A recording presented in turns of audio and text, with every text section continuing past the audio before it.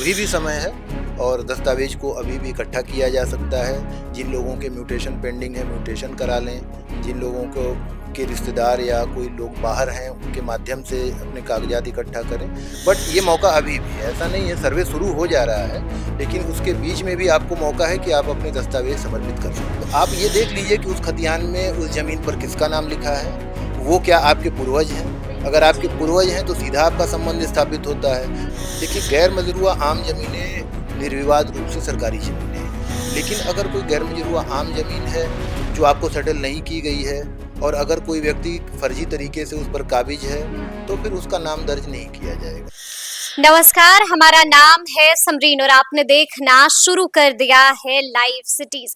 देखिए, आज 20 तारीख है और आज से बिहार के 45,000 गांव में जमीन सर्वे की शुरुआत होने जा रही है। देखिए, आपको मालूम है कि जमीन सर्वे से अब भी ऐसे कई सवाल जुड़े हुए हैं जो बिहार वालों को परेशान कर रहे हैं। तो आज हम इन तमाम सवालों के जवाब लेंगे राजस्व एवं भूमि सुधार विभाग के सचिव जय सिंह जी से। सबसे पहले बहुत शुक्रिया बातचीत के लिए। थैंक यू, धन्यवाद आपको भी। सबसे पहले हम आपसे ये जानना चाहेंगे कि आज से बिहार के 45,000 गांव में जमीन सर्वे की शुरुआत होने जा रही है। इसको लेकर क्या कोई शेड्यूल जारी हुआ है?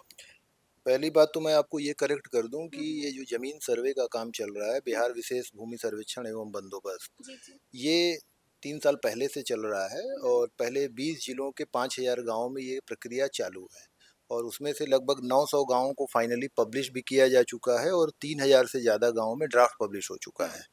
ये इस पूरे कार्यक्रम का द्वितीय चरण है जो बृहद रूप से पूरे राज्य में एक साथ चलाया जा रहा है। इसके लिए बड़े पैमाने पर राज्य सरकार ने लोगों को नियुक्त किया है और उनके माध्यम से ये काम किया जा रहा है।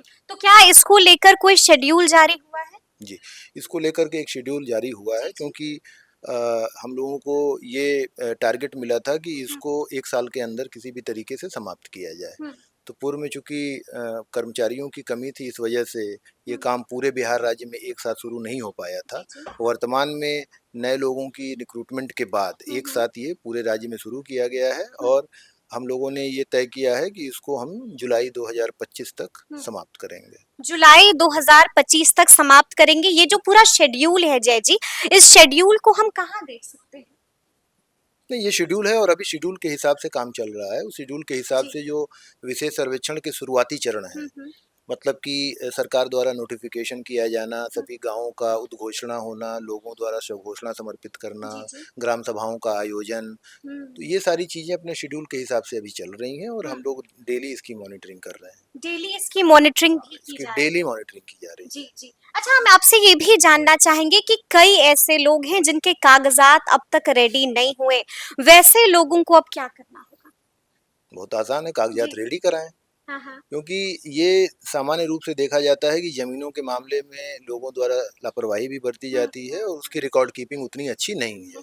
हम सभी लोगों को इसका अनुभव है। लेकिन विशेष सर्वेक्षण के दौरान निश्चित रूप से लोगों को अपनी ज़मीन के साक्ष्य के रूप में कोई न कोई कागजात दस्तावेज प्रस्तुत करने होंगे। तो अभी भी समय है और दस्तावेज को अभी भी इकट्ठा किया जा सकता है। जिन लोगों के म्यूटेशन पेंडिंग है, म्यूटेशन करा लें। जिन लोगों को के रिश्तेदार या कोई लोग बाहर हैं, उनके माध्यम से अपने कागजात इकट्ठा करें। बट ये मौका अभी भी है, ऐसा नहीं है, सर्वे शुरू हो जा रहा है, लेकिन उसके बीच में भी आपको मौका है कि आप अपने दस्तावेज समर्पित कर सकते हैं। अच्छा, हम आपसे ये भी जानना चाहेंगे कि कौन-कौन से डॉक्यूमेंट्स उनको बिल्कुल तैयार रखना होगा? डॉक्यूमेंट का मतलब है कि आप जिस जमीन पर हैं, उस जमीन पर आपका दावा किस तरीके से है। जैसे जमीन पर आप कैसे होते हैं, जैसे कोई खतियानी जमीन है, आप खतियानी जो रैयत है उनके वंशज हो सकते हैं। कोई जमीन आपको हो सकता है बंटवारे से मिली हो तो बंटवारे के कागजात हो सकते हैं। कोई जमीन हो सकता है आपको किसी न्यायालय के फैसले से मिली हो तो उसके कागजात हो सकते हैं। इस तरीके के कई सारे कागजात हैं जो कि आपके पास होने चाहिए। अब ये आपको देखना होगा, रैयत को देखना होगा कि उसको जमीन कैसे मिली है। जमीन कैसे मिली? हाँ।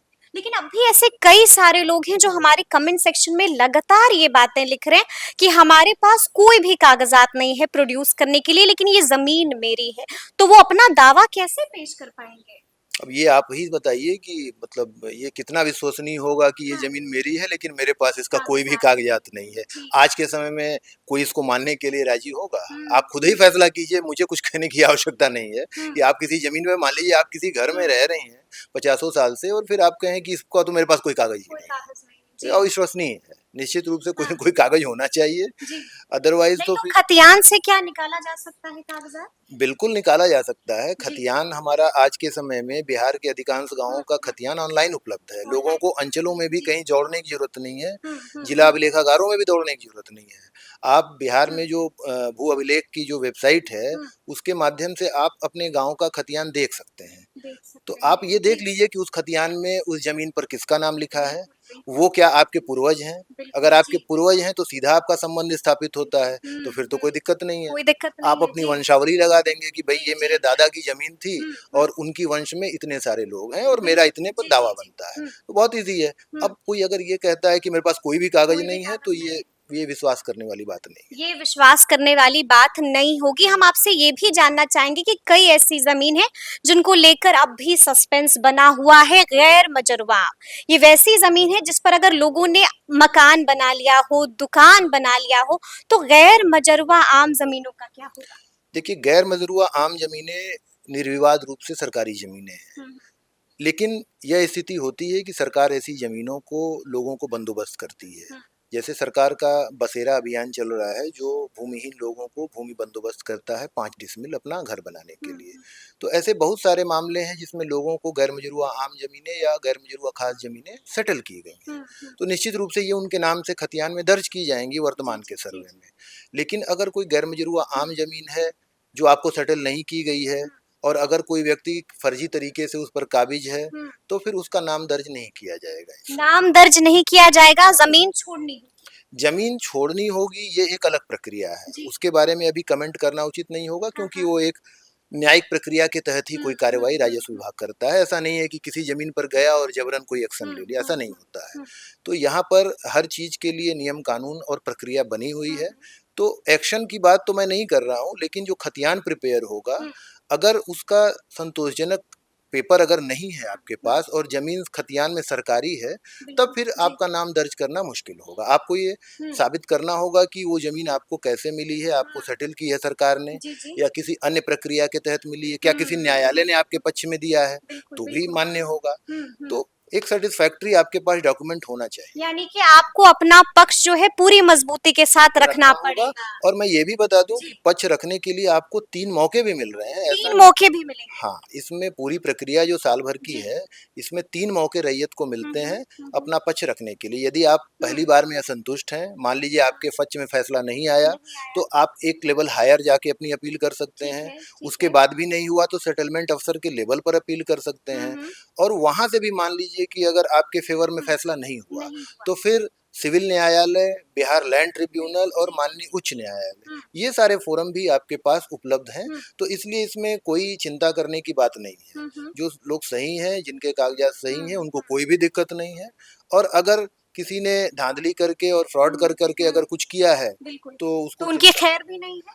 उनको चिंता करनी चाहिए। उनको चिंता करनी चाहिए। हम आपसे ये भी जानना चाहेंगे कि अनावाद ज़मीनों का क्या होगा?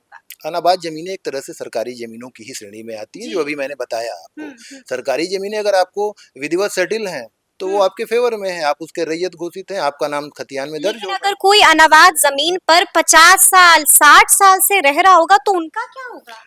अब ये उनको साबित करना पड़ेगा कि वो जी। कितने साल से रह रहे हैं। ऐसा भी हुँ, हो सकता है कि रह रहे हों 10 साल से और बताएँ 50 साल से, बिल्कुल, तब क्या बिल्कुल। होगा? जी।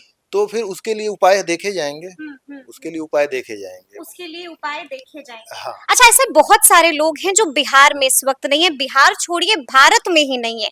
तो क्या जब ज़मीन सर्वे की शुरुआत हो रही है बिहार के 45,000 गाँव में आज से, तो क्या उन्हें लौटना पड़ेगा?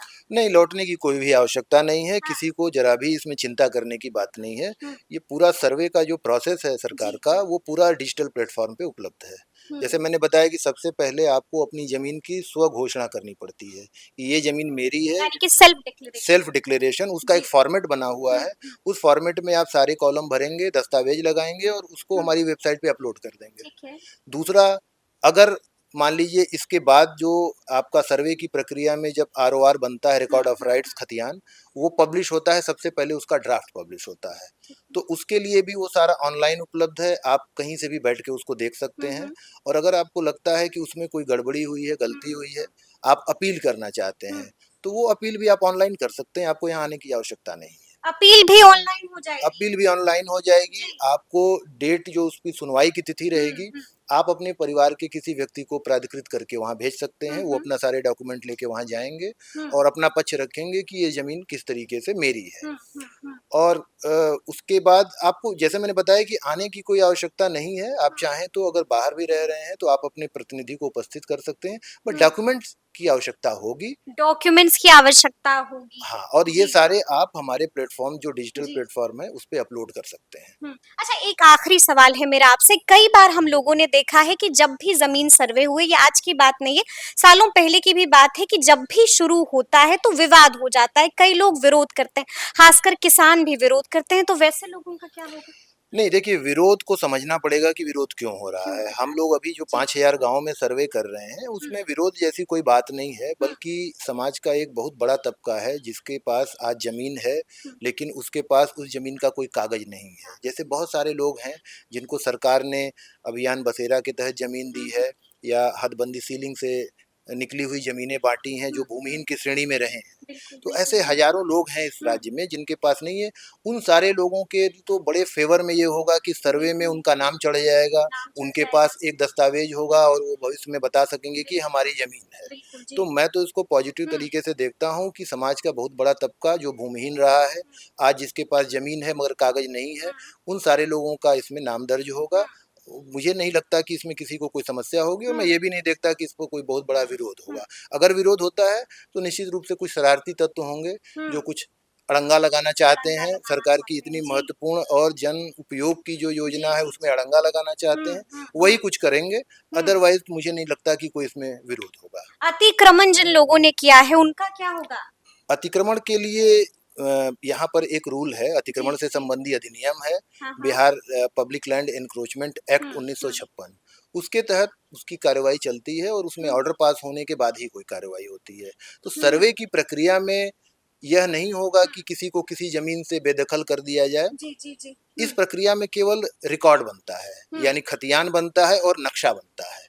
उसके आधार पर जो प्रक्रिया होगी लीगल, वो बाद में होगी। सर्वे में इससे इस प्रक्रिया का कोई वो नहीं है कि किसी को किसी ज़मीन से हटा दिया या ऐसा कुछ नहीं है सर्वे लेकिन में। अतिक्रमण वालों पर तो सख्त रुख होगा ना? उसका एक्ट अलग है। अलग एक्ट है। हाँ, उसका एक्ट अलग जी, है, जी, जी। उसके बारे में जो कार्रवाई करनी हाँ। होगी उसका सक्षम प्राधिकार अलग है, तो वो इस सर्वे की प्रक्रिया से उससे कोई लेना-देना नहीं है। सर्वे की प्रक्रिया से लेना देना उसका नहीं है। तो सुना आपने कि क्या कुछ बताया है जय सिंह जी ने। देखिए, तफसील से हम लोगों ने बातचीत की है और कोशिश की है कि आपके तमाम सवालों के जवाब लिया जाए। तो उम्मीद करते हैं कि ये बातचीत आपको भी पसंद आई होगी, तो कमेंट करके हमें जरूर बताइएगा कि ये पूरी वीडियो आपको कैसी लगी है। तो ऐसे तमाम अपडेट्स के लिए ऐसे ही हमारे साथ बने रहिएगा और देखते रहिएगा लाइव सिटीज। बहुत शुक्रिया।